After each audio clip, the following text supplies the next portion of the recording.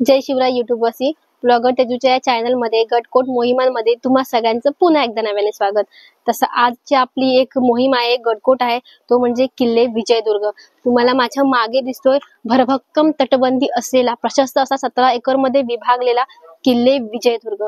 तर किल्ले विजयदुर्गाचा प्रवेशद्वार तुम्हाला माझ्या डाव्या हाताने जर आपण सरळ गेलो तर पाहायला मिळणार आहे। पण मी आता इथे या ठिकाणी उभी आहे कारण तुम्हाला इथून जर राईट साईडला पाहिलं तर इथे हनुमान मंदिर आहे आणि इथून आपल्याला एक वाट दिसते। बऱ्याच लोकांना असं होतं की हीच वाट खरी आहे, किल्ल्याचा प्रवेशद्वार इकडेच आहे, कारण याचा आकार आपल्याला थोडा गायमुख पद्धतीचा दिसतो म्हणून, त्यामुळे खूप लोक इकडूनच जातात। बट आपल्याला इकडून जायचंय कारण मुख्य प्रवेशद्वार जो आहे, महादरवाजा जो आहे, तो आपल्याला इकडून गेल्यानंतर मिळणार आहे।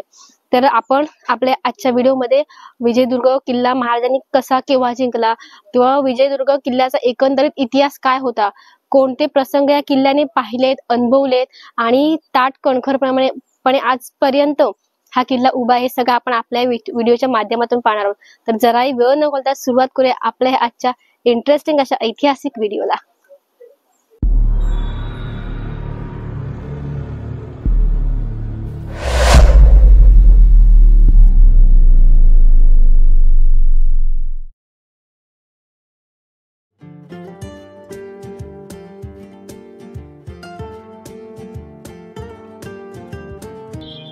विजयदुर्ग किल्ला कोकण किनारपट्टीवरील समुद्री मार्गावरील महत्त्वपूर्ण असा जलदुर्ग आहे।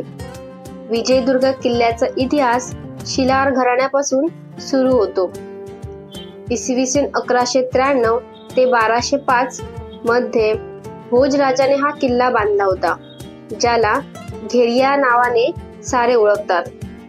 चला तर मग आज आपण याच घेरिया नावाने पूर्वी ओळखल्या जाणाऱ्या किल्ल्याचा इतिहास पाहणार आहोत। घेरिया ते विजयदुर्ग पर्यंतचा या किल्ल्याचा प्रवास आज आपण पाहूयात।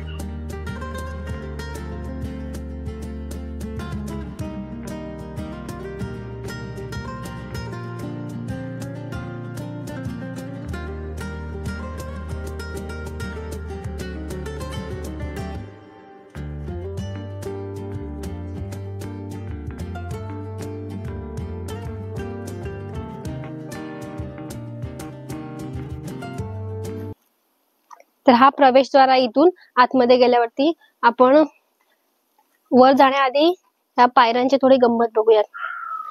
तर बघा, महाराजांच्या बहुतेक गड किल्ल्यांना आपण असं पाहतो, एक कॉमन गोष्ट असते ती म्हणजे एक महादरवाजा, जो गोमुखी पद्धतीचा असतो।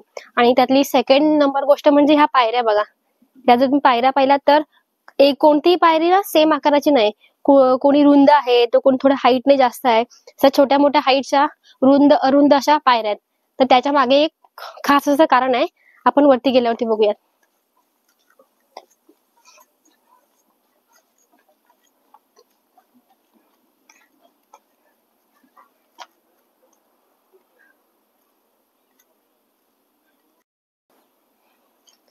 तर ह्या आतमध्ये येताना होत्या पायऱ्या, मुख्य प्रवेशद्वाराकडे जाण्याचा हा एकमेव मार्ग होता इथून। त्यामुळे इथल्या ह्या पायऱ्या अशा थोड्या उंच, छोट्या आकाराच्या, सकल भागाच्या, अरुंद, छोट्या मोठ्या अशा दिसत होत्या आपल्याला। तर त्याचं कारण हे सांगते तुम्हाला मी। त्यावेळी ही वाट इथे राहणाऱ्या किल्ल्यावरती असणाऱ्या लोकांसाठी, आपल्या मावळ्यांसाठी किंवा इथल्या आजूबाजूच्या लोकांसाठी पायाखालची वाट। आणि समजा केव्हा शत्रूने आक्रमण केलं, शत्रूंचं आक्रमण झाल्यानंतर या ज्या पायऱ्या आहेत, इथून शत्रू जर मागून धाव करत असेल किंवा पळत येत असेल तर ज्या नेहमीच्या लोकांना सवय आहे त्या लोकांसाठी ही खूप नॉर्मल गोष्ट होती। त्यांना त्या वाटेची, त्या जागेची, त्या पायऱ्यांची सवय होती। पण अनोळखी माणसाला एकदम तिथून वरती येणं पॉसिबल नव्हतं। त्याचा वेग कमी होऊ शकतो किंवा तो धक्का लागून किंवा पाय अडकवून पडू शकतो। या गोष्टीची खात्री व्हावी यासाठी ज्या पायऱ्या होत्या किंवा हीच कल्पना होती या पायऱ्या अशा छोट्या मोठ्या आकाराच्या बनवण्यामागे। आणि इथून जर आपण आतमध्ये एंटर केलं तर आपल्याला डाव्या साईडला बघा हनुमान मंदिर दिसतंय, जाऊन तिथे दर्शन घेऊयात आणि मग आपण महादरवाजाकडे जाऊयात।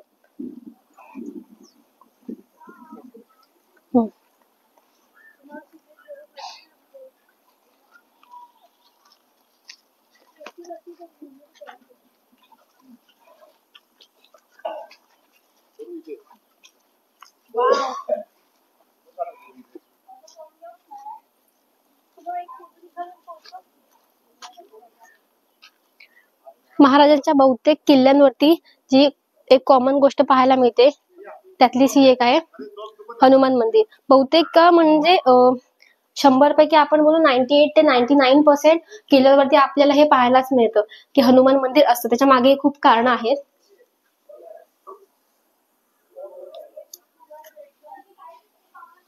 आता आपण महादरवाजाकडे प्रस्थान करणार आहोत.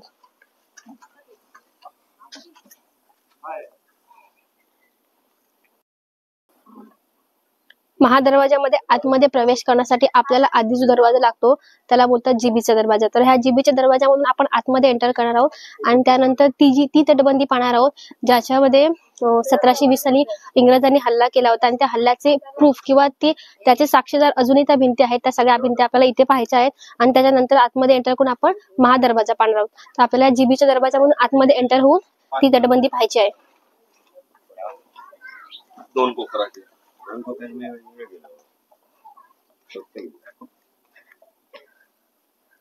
इथून आपण सरळ गेलो तर आपल्याला लागणार आहे महादरवाजा. पण त्या महादरवाजा आधी ही तटबंदी पहा. 1720 साली झालेल्या इंग्रजांच्या हल्ल्याचे साक्षीदार किंवा ते पुरावे आणि त्या गोष्टी आपल्याला प्रत्यक्ष इथे अनुभवायला मिळतात आणि त्याचे पुरावे तुम्हाला मी जवळ जाऊन दाखवते. ते डाग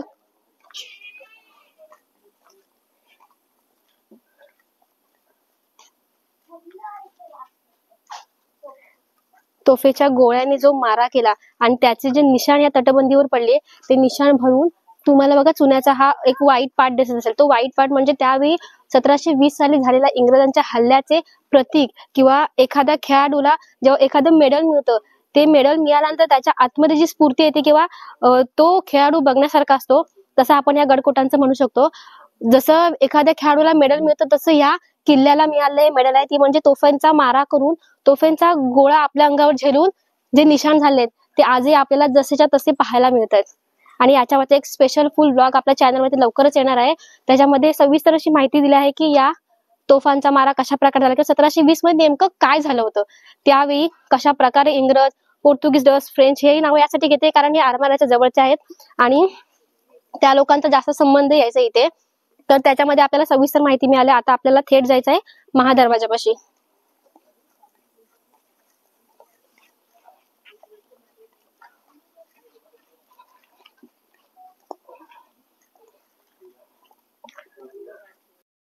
तर त्या तटबंदीच्या दिशेने आपण आता महादरवाजाकडे चाललोय. आपल्याला फटाफट जेवढा लवकर पॉसिबल तेवढं सगळं दाखवायचं आहे या किल्ल्यावरचं कारण इथे अनेक पॉइंट आपल्याला पाहायला मिळणार आहेत. त्यातलं बघा एक खास अशी सांगावीशी वाटते ती गोष्ट म्हणजे ही बघा. आपण किल्ले म्हणतो, किल्ले एवढे भक्कम असतात, भरभक्कम असतात, त्यांची तटबंदी, त्यांच्या भिंती ह्या पूर्ण पॅक आपल्याला बघायला मिळतात. फक्त त्याच्यावरती जे जंग्या वगैरे असतात बंदुकीचा मारा वगैरे करण्यासाठी तर त्याच वगळता आपल्याला कुठेही किल्ल्यामध्ये अशी मोठी छिद्र बघायला मिळत नाही. मग पावसाचं पाणी किल्ल्याच्या बाहेर जातं कसं तर हे अशा पद्धतीने बघा शिवरे यांची कल्पक युक्ती आणि त्याची बघा अशी आपल्याला वेगवेगळ्या ठिकाणी उत्तम उदाहरणं पाहायला मिळतात. किल्ल्यावरती अतिरिक्त पावसाचं साचलेलं पाणी बाहेर कशा प्रकारे काढायचं तर हे अशा प्रकारे. इथून बघा वरच्या तटबंदीमधून आपल्याला एक होल दिसतो आणि इथे छोटा व्हाळ दिसतो. त्या व्हाळाच्या सहाय्याने हे पाणी इथून बघा इथून थेट समुद्राच्या दिशेने सोडलंय. म्हणजे किल्ल्यावरती आपल्याला पावसाचं नको असलेलं पाणी किंवा अतिरिक्त पाणी बाहेर सोडायचं कसं तर हे अशा मार्गातून थेट समुद्राकडे.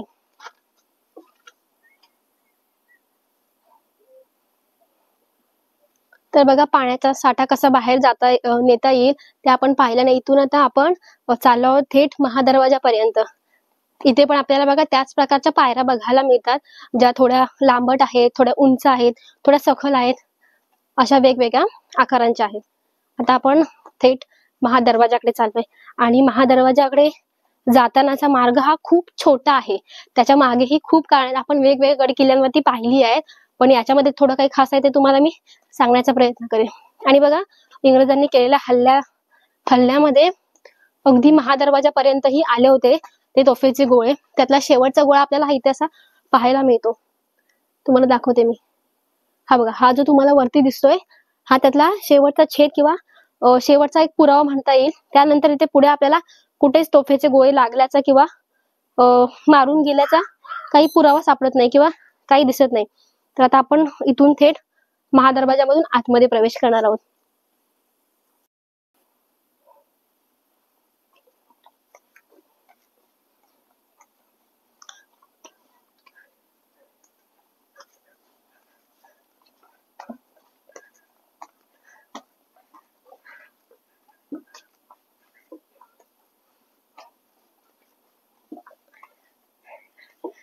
आणि आपण पोहोचलो आहोत किल्ले विजयदुर्गच्या महाप्रवेशद्वारापाशी, महादरवाजापाशी. आणि उन्हातून इथे आल्यावरती जो एक गारवा जाणवला, जे सावली जाणवले, ते सुखच थोडं वेगळं असतं. इथे बघा आपल्याला लिहिलं दिसतं मुख्य प्रवेशद्वार. हा आहे मुख्य प्रवेशद्वार. तर तो आपल्याला पहिल्यातला काळचा काही बघायला मिळत नाही, कारण बऱ्यापैकी सगळं पडत आलंय. आणि जो दरवाजा असतो मेन मुख्य, तोही नाहीये. पण बघा हे असं सागवानी लाकूड, आणि हे त्यावेळेचे खेळ आपल्याला अजूनही पाहायला मिळतात. आणि त्यांच्या मजबूतीवरून आपल्याला अंदाज येतो की इथे असणारा दरवाजा हा किती मोठा होता असेल आणि कशा प्रकारे त्याची रचना असेल. या बाजूला इकडे लाकडी ओंडका अडकवण्याची जागा असते, ती आहे बघा इथे. त्याच्यानंतर जर आपण पुढे आलो तर पहारेकरांना आराम करण्यासाठीच्या देवड्या, ज्या आपल्याला दोन्ही बाजूला पाहायला मिळतात.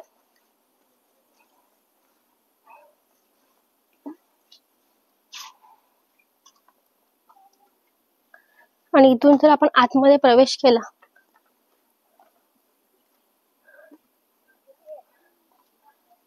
महाप्रवेशद्वारामधून, मुख्य प्रवेशद्वारातून आपण आतमध्ये एंटर केलं की आपल्याला राईट साईडला जे पाहायला मिळतं ते, आणि इकडे लेफ्ट साईडला अशा काही खास गोष्टी आहेत ज्यांच्यामध्ये खूप इतिहास दडलेला आहे किंवा ज्याच्यामध्ये असं खूप सांगण्यासारखं आहे. त्या म्हणजे घोड्याची पागा, मसलतखाना आणि हा महाप्रवेशद्वार. या तिघांचं नेमकं कनेक्शन काय, तर त्यावरही थोडक्यात माहिती मी ते सांगणारच आहे. पण सखोल अशी विस्तारित अशी माहिती आपल्या युट्यूब चॅनलवरती अवेलेबल आहे. त्याच्यावरती एक स्पेशल ब्लॉग बनवला आहे, तोही तुम्ही चॅनलवरती जाऊन पाहू शकता. तर आपण थोडक्यात जाणून घेऊयात की महाप्रवेशद्वार, महादरवाजा, त्या शेजारी असणारी घोड्याची पागा आणि समोर असणारा मसलतखाना, यांचं नेमकं कनेक्शन काय. तर कनेक्शन हे एवढंच होतं, साधं सरळ सोपं, पण ते शत्रूच्या निदर्शनास न आणणारं, शत्रूला न दिसणारं होतं. महाप्रवेशद्वार हा इथे असा, त्याच्या इथे घोड्याची पागा म्हणजेच घोडे बांधण्याचं ठिकाण. या साईडला पाहिलं आपण तर मसलतखाना. तर मसलतखाना, घोड्याची पागा आणि महादरवाजा एकाच ठिकाणी. यासाठी किल्ला खूप मोठा आहे, प्रशस्त आहे, 17 एकर मध्ये विभागलेला आहे. तर या 17 एकर मध्ये विभागलेल्या किल्ल्याला हे सगळं एवढं जवळ का, त्याचं एकमेव कारण असं होतं की ज्यावेळी आपले सरदार जेव्हा किल्ल्यावरती येतात मसलती करण्यासाठी किंवा पुढचं धोरण ठरवण्यासाठी, तर त्यावेळी त्या लोकांना आतमध्ये एंट्री केली होती. या साईडला आपल्या घोड्यांना ठेवलं जायचं किंवा घोड्यांना ठेवण्याची जागा होती. आणि त्यानंतर त्यांच्या जे चर्चा असतील, जे काही असेल, तर इथं व्हायचं मसलतखान्यामध्ये. तर जरी किल्ला किती मोठा असला, जरी येणारी माणसं आपली असतील, तरीही त्यांना किल्ल्यातील बारीक बारीक गोष्टी, छोट्या छोट्या गोष्टी सांगण्याची गरज नसते किंवा त्या सगळ्या दाखवायच्या नसतात. आणि म्हणूनच त्यांनी इथं यावं, इथे त्यांचा घोडा ठेवावा, इथे मसलती कराव्यात आणि इथला इथं निघून जावं. कारण समोर हे आपल्याला मोठं बंदर दिसतं, जिथून बोटी येतात. त्यामुळे या सगळ्या गोष्टी ह्या अशा जवळ ठेवल्या आहेत, कारण आपल्या आतमध्ये किल्ल्यामध्ये काय चाललंय हे त्यांच्यापर्यंत पोहोचू नये याचसाठी. तर इथून बघा आपल्याला ती घोड्याची पागाही नीट बघून घ्यायची आहे, मसलतखानाही बघायचा आहे, पण त्या इकडे असणारे तोफगोळे बघूयात.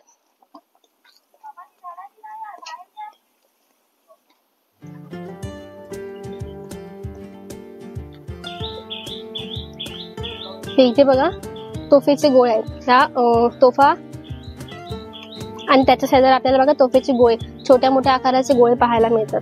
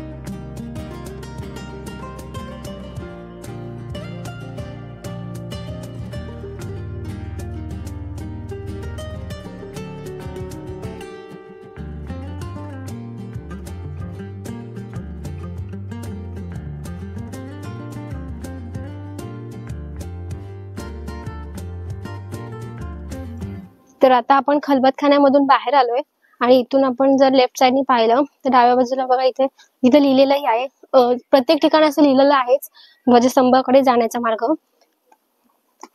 ध्वजस्तंभाकडे चाललोय आपण यासाठी कारण हा खूप उंच ठिकाण आहे किल्ल्यातील ध्वजस्तंभ, आणि तिथून जो आपल्याला एक समुद्राचा नजारा बघायला मिळणार आहे तो डोळ्यांचं बोलतात की पारणं फिटवणारा क्षण त्या पद्धतीचा आहे.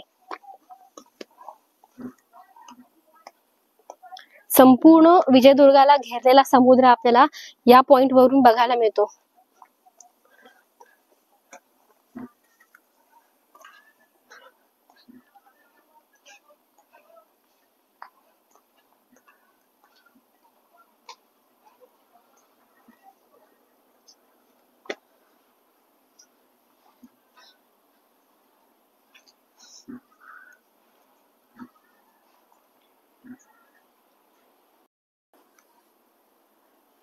इथे आपल्याला एक शिवलिंग पाहायला मिळते आणि इथून आपल्याला वरती जायचंय स्तंभाकडे.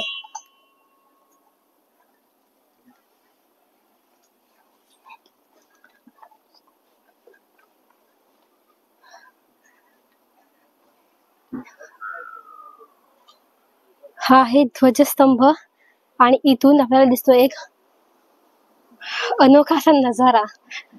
वाव, खरंच खूप छान वाटतंय. या बाजूला जर आपण पाहिलं तर या बाजूला बघा उसळणाऱ्या सागराच्या लाटा.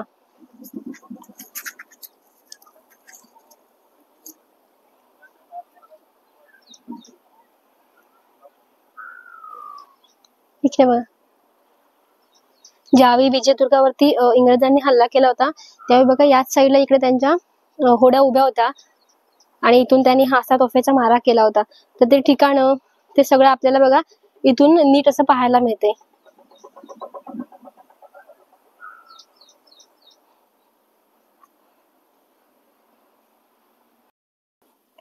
तर बघा छत्रपती शिवाजी महाराजांनी इसवी सन 1656 मध्ये ज्यावेळी या किल्ल्याला जिंकून घेतलं त्यावेळी त्या किल्ल्याचं पूर्ण रूपच पालटून टाकलं होतं. ते म्हणजे या तिहेरी तटबंदीने. ती तिहेरी तटबंदी आपल्याला बघा इथे अगदी क्लिअरपणे पाहायला मिळते, ज्यामध्ये इथे पहिली तटबंदी आपण पाहू शकतो, त्यानंतर दुसरी आणि मग तिसरी, अशा प्रकारे 3 तटबंद्या या किल्ल्याला लावल्या, ज्या बसवून घेतल्या आणि हा किल्ला अजून मजबूत आणि कायमचा विजय केला. आणि म्हणून ज्यावेळी छत्रपती शिवाजी महाराजांना किल्ला जिंकला तेव्हा सुरुवातीला या किल्ल्याला घेरिया वगैरे बोलायचे, कारण हे घेरिया बेट आहे. पण शिवाजी महाराज तर त्यांनी मिळवलेला विजय हा एवढा पराक्रमी होता की त्यावेळी त्यांनी या किल्ल्याचं नाव विजयदुर्ग असं ठेवलं आणि तिथून हा किल्ला विजयदुर्ग असा विजयी झाला. आपण विजयदुर्गावरचा ध्वजस्तंभ पाहून आलो आणि आता आपल्याला इथून सरळ आत जायचंय, ते म्हणजे सदरेला. किल्ले विजयदुर्गावर असणारी मोठ्या आकाराची सदर जी आपल्याला दुहेरी मजल्यामध्ये विभागलेली किंवा दुहेरी मजल्यामध्ये असणारी पाहायला मिळते. तर ती राज सदर नेमकी कशी आहे ते आपण आज जाऊन बघूया.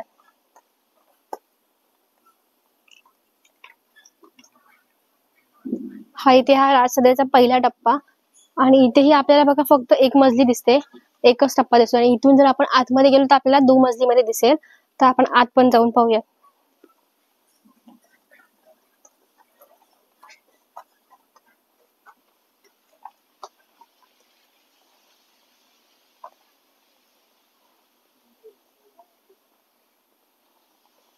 इकडे बघा, हाही राज सदरेचाच एक भाग आहे, पण इथे आपल्याला ही भिंत ना ढासळलेली पाहायला मिळते, कारण खूप जुनं बांधकाम आहे आणि हा अगदी 1100-1200 सालचा किल्ला आहे, जो त्यानंतर शिवाजी महाराजांच्या काळात त्यांनी दुरुस्त करून घेतला किंवा त्याच्यामध्ये चेंजेस घडवले आणि त्यानंतरचा हा किल्ला.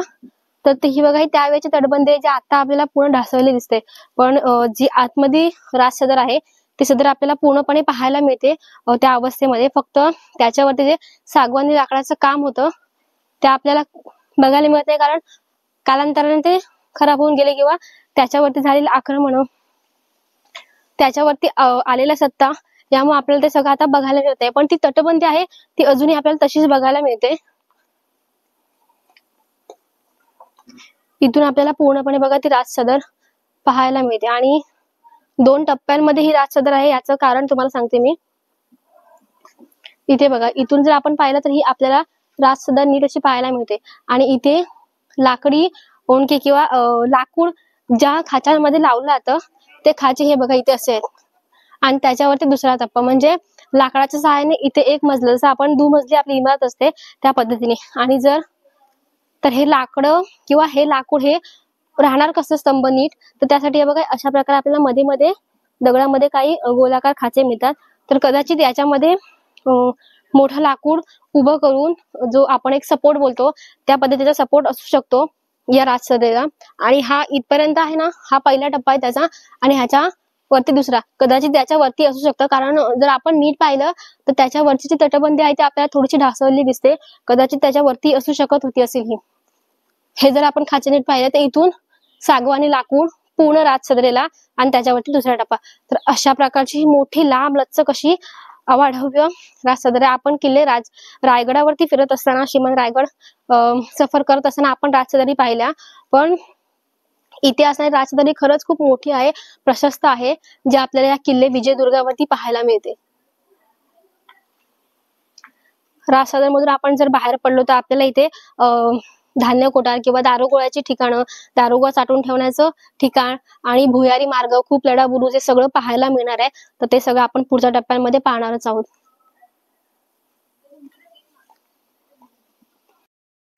तर बघा राजसदरीमधून मी बाहेर आले आता, आणि इथे आपल्याला समोर बघा या साईडला सार्वजनिक शौचकूप. सार्वजनिक यासाठी म्हणते मी कारण आपल्याला एका ठिकाणी अनेक पाहायला मिळत आहेत.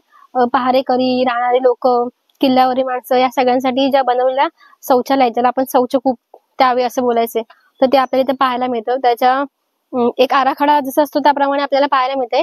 त्याच्यावरचं काही बांधकाम आपल्याला नीट असं दिसत नाहीये. आता इथून आपण जाऊयात या साईडने बाहेर पडून. इथे बघा आपण इथून जर बाहेर पडलो तर दारुगोळा ठेवण्याचं ठिकाण आणि ती दगडी छप्पर असणारी भिंत आपल्याला पाहिजे. तर हे जे तुम्हाला छोट्या आकाराचे, मोठ्या अशा आकाराचे असे तोफेचे गोळे पाहायला मिळतात, हे इथलं दारुगोळ्याचं कोठार आहे. शत्रूचं एक मेन जो पॉइंट असेल किंवा एक मुख्य अट्रॅक्शन असेल, आकर्षण असेल हल्ल्याच्या वेळी, आक्रमणाच्या वेळी, ते म्हणजे इथलं दारुगोळ्याचं कोठार. कारण ज्या गोष्टीवरती किंवा ज्याच्यावरती पूर्ण किल्ल्याची तटबंदी किंवा किल्ल्याची मजबूती अवलंबून असते, किल्ल्याचं एक जिवंतपण असतं, ते म्हणजे दारुगोळा. आणि त्याचं हे कोठार आहे. तर बघा आपल्याला आपण खूप किल्ले फिरले पण आपल्याला अशा प्रकारची रचना कुठे पाहायला मिळाली नाही. ती म्हणजे दारुगोळ्याला जे छप्पर आहे ते पूर्ण दगडाचं आहे. दगडाने बनवलंय छप्पर. तुम्हाला बघा इथून वरती बघायला मिळतं. इथे बघा ही खिडकी आहे दारुगोळ्याच्या कोठाराची, कारण पूर्ण दगडाचं काम आहे. वरून दगड आहे, साईडने ही भिंत दगडाचीच आहे, त्यामुळे हवा पासआउट होण्यासाठी काही चान्स नाही. फक्त अशा प्रकारे आपल्याला खिडक्या पाहायला मिळतात. तर हे छप्पर यासाठी, कारण जेव्हा किल्ल्यावरती आक्रमण होतं, शत्रू जेव्हा आपल्यावरती हल्ला करतो त्यावेळी त्याचं मुख्य आकर्षण हे दारुगोळ्याचं कोठार असतं. आणि जर हे लाकडाचं असतं किंवा इतर कोणत्या गोष्टीचं असतं तर ते पहिल्याच तोफेच्या गोळ्यामध्ये किंवा एक पहिल्याच हल्ल्यामध्ये तुटून गेलं असतं, नष्ट झालं असतं. पण हे यासाठी आजपर्यंत एवढ्या वर्षानंतर ही मजबूत आहे, कारण याचं काम हे पूर्ण दगडी आहे, वरूनही पूर्ण दगडी काम आहे, त्यामुळे ते आतापर्यंत आपल्याला नीट शाबूत असं बघायला मिळतंय. आणि इथून जर आपण आता या साईडला पाहिलं तर खूप लढा बुरुजाकडे जाणारा एक छोटा भुयारी मार्ग आहे. त्या भुयारी मार्गातून आपण वर जाणार आहोत. तर दारुगोळ्याचं कोठार आपण पाहिलं आणि आता आपण चाललोय खूप लढा बुरुजाकडे. तर खूप लढा बुरुजाकडे जो जाणारा भुयारी मार्ग आहे त्या मार्गावरती आपण आहोत आणि इथून आपण त्या बुरुजापर्यंत पोहोचणार आहोत. तर केवढा आहे हा भुयारी मार्ग आपण प्रत्यक्षात जाऊनच पाहूयात.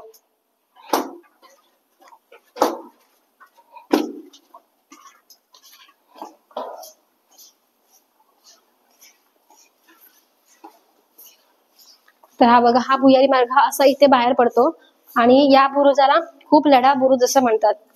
आपण प्रत्येक किल्ल्यावरती बघतो, श्रीमंत रायगडावरती आपण खूप लढा बुरुज पाहिला होता आणि या बुरुजाच्या पायऱ्या बघा किती उंच आहेत.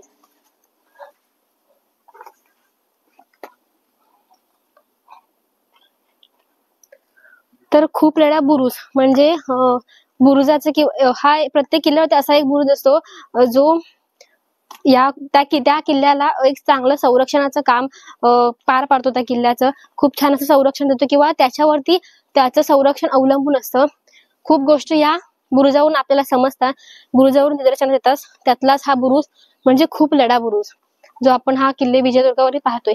आणि इथे बघा या बुरुजावरती आपल्याला असंख्य अशा जंग्या पाहायला मिळत आहेत. तर त्याचं काम कसं होतं तुम्हाला थोडक्यात सांगते मी. एका आपण चित्राजवळ जाऊया. बघा ही जंगी आहे किंवा ह्याला जंगे असं बोलतात. तर इथे बघा आपल्याला 3 पॉइंट दिसत आहेत आणि समजा बाणाने निशाणा साधायचा आहे तर शत्रूला इथून आपल्याला बाहेरून ह्या गोष्टी दिसत नाहीत, कारण एक छोटासा कप्पा किंवा छोटासा कोपरा दिसतो, पण इथून बघा आपल्याला खूप क्लिअरली दिसते. आता ते बऱ्यापैकी बुजलंय, पण जर बंदुकीचा मारा करायचा असेल, बाणाचा मारा करायचा असेल तर या जंग्यांचा फायदा व्हायचा. शत्रू अचूक टिपून त्याच्यावरती हमला कसा करायचा, त्याच्यावरती आक्रमण आपण कसं करायचं हे या बुरुजावरील या जंग्यांमधून आपल्याला पाहायला मिळतं. अशा प्रकारे ह्या खूप लढा बुरुजावरील ह्या जंग्या आहेत. पूर्ण बुरुजभर आपल्याला त्या जंग्या पाहायला मिळतात. आणि इथून जर आपण पाहिलं तर आपल्याला समुद्राचा खूप छान असा व्ह्यू ही पाहायला मिळतो. बुरुजाचं नावच आहे खूप लढा, कारण इथून आपण समुद्रावरती होणाऱ्या सगळ्या हालचाली खूप छान अशा टिपू शकतो, खूप छान अचूक पद्धतीने आपण त्या हेरू शकतो, असं या बुरुजाचं काम आहे.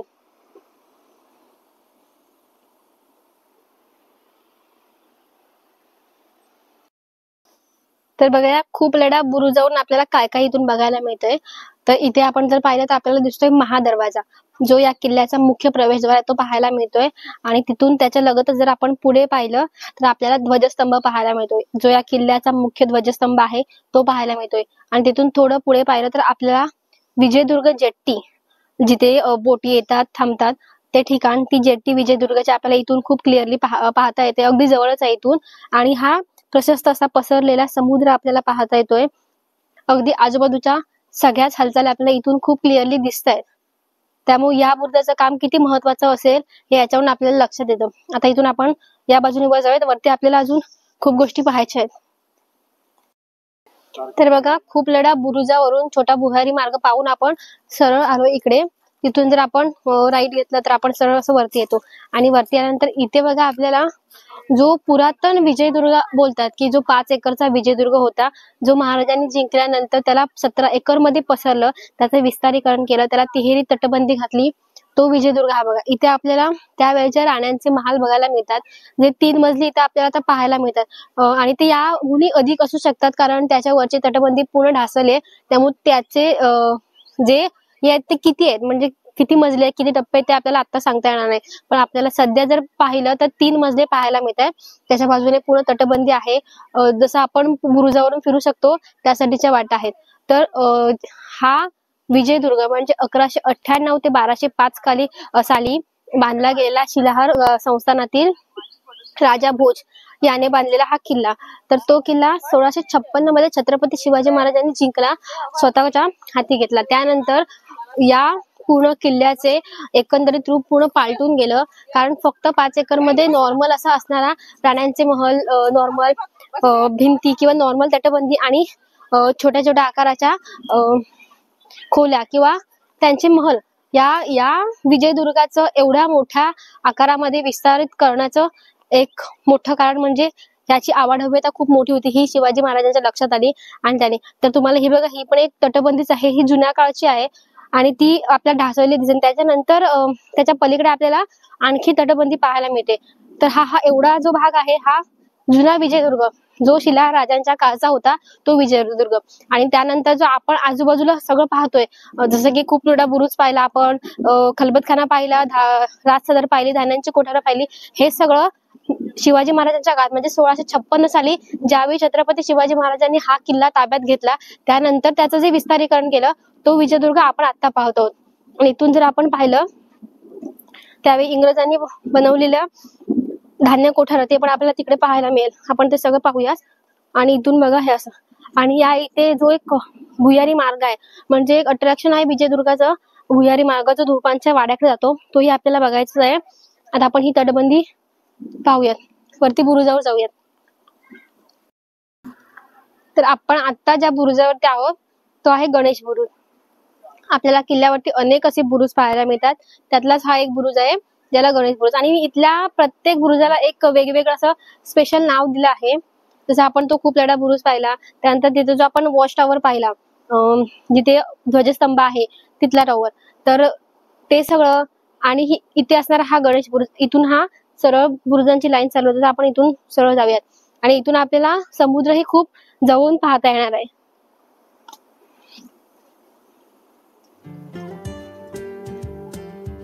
ज्यावेळी शत्रूने आक्रमण केलं होतं, इंग्रजांनी आक्रमण केलं होतं, त्यावेळी कशा प्रकारे किल्ले विजयदुर्ग लढला असेल हे आपल्याला या तटबंदीवरून आणि इथल्या आजूबाजूच्या भिंतींवरून समजतं. अगदी नीट असं जवळून पाहता येतं.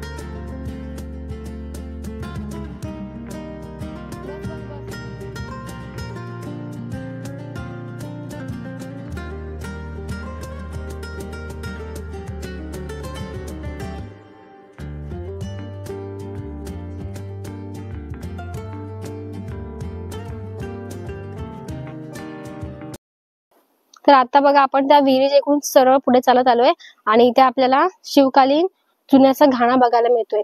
ज्या घाण्यामध्ये चुना तयार केला जायचा, चुना व्हायचा, बनायचा तो घाणा हा आपल्याला इथे असा पाहायला मिळतोय.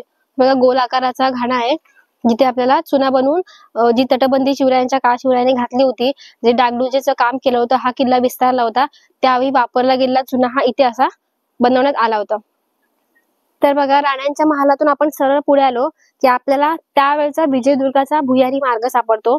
तर हा भुयारी मार्ग आता पूर्ण बुजलेला आहे, आपल्याला इथे काही बघायला मिळत नाही, पण त्यावरचा एक स्पेशल ब्लॉग आपल्या युट्यूब चॅनलमध्ये लवकरच येणार आहे, कारण त्याच्यामध्ये सविस्तर माहिती आहे या भुयारी मार्गाची, केव्हाचा आहे, या भुयारी मार्गाचं अंतिम टोक कुठून बाहेर पडतं किंवा त्याची सद्य परिस्थिती काय आहे, तो आता कोणत्या कंडिशन मध्ये आहे, हे सगळं आपल्याला त्या व्हिडिओ मधून सविस्तर समजणार आहे. आणि इथून जर आपण वरती गेलो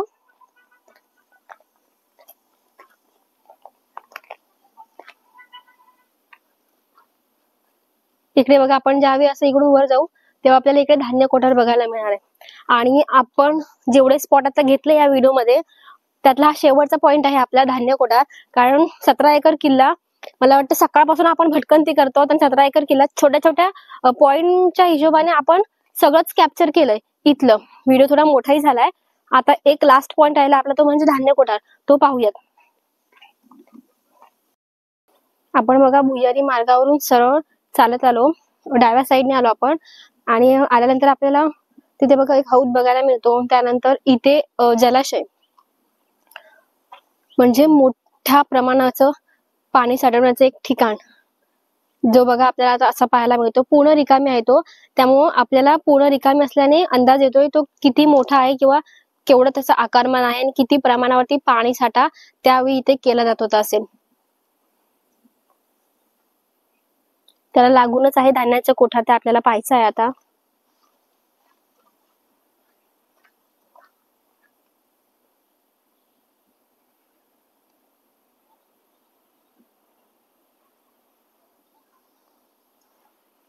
आता आपण इकडून धान्य कोठाराकडे जाऊयात.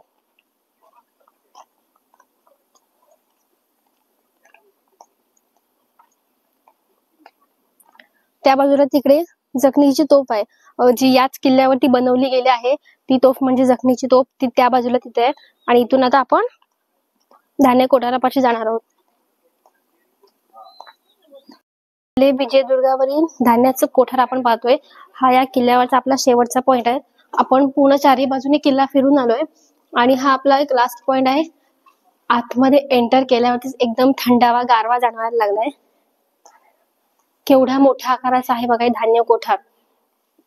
समजा आपल्याला शत्रूंचं आक्रमण हे अशा किल्ल्यावरती केव्हाही कधीही येऊ शकतं, त्यामुळे अतिरिक्त धान्य साठा आपल्याकडे उपलब्ध असावा यासाठीच्या या सोयी असायच्या, ही धान्य कोठार असायची, जेणेकरून येणारं वर्षभर आपल्यासाठी जीवनावश्यक वस्तू धान्य पुरवठा हा व्हावा, त्याची खंड पडू नये म्हणून जी आपण बोलतो रसद पोहोचवली जायची, ती रसद म्हणजे काय तर ही अशाच ठिकाणी धान्य कोठारामध्ये सगळी रसद आणून ठेवली जायची. आणि बघा हे धान्य कोठार अगदी समुद्राच्या लगत आहे, म्हणजे होडीतून आलेली रसद इथपर्यंत घेऊन आणून इथे सुरक्षित ठेवली जायची. आणि जर आपण हे धान्य कोठार नीट पाहिलं तर बघा पूर्ण धान्य कोठार पॅक आहे वरून, एकही तुम्हाला इथे छिद्र बघायला मिळत नाही. तरी इथली हवा एकदम खेळती आहे आणि आतमध्ये थंडावा गारवा जाणवतो. हे बघा जर आपण या साईडला पाहिलं तर इथे बघा एक होल आपल्याला दिसतोय, बाकी वरती पूर्ण कोठार पॅक आहे, पण इथे आपल्याला एक होल दिसतोय, याच्यातून हवा पासआउट होऊ शकते. तसंच आपल्याला तिकडेही वरती एक होल बघायला मिळतो. बाकी वरती जर तुम्ही पाहिलं तर जराही कुठे होल नाही, पूर्ण धान्य कोठार हे पॅक आहे.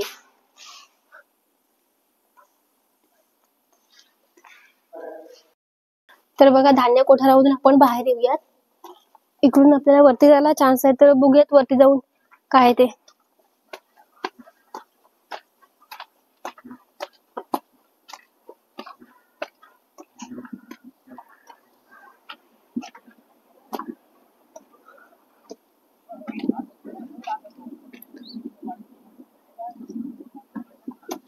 त्यावेळेच्या आपल्याला इमारती पाहायला मिळत आहेत.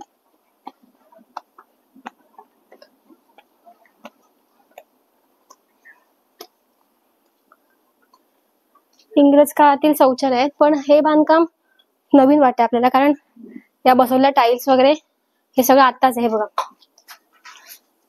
इंग्रजांच्या काळातले शौचालय जरी त्या काळातले तरी हे बांधकाम नवीन आहे. आपल्याला सगळीकडे तेच पाहायला मिळतं.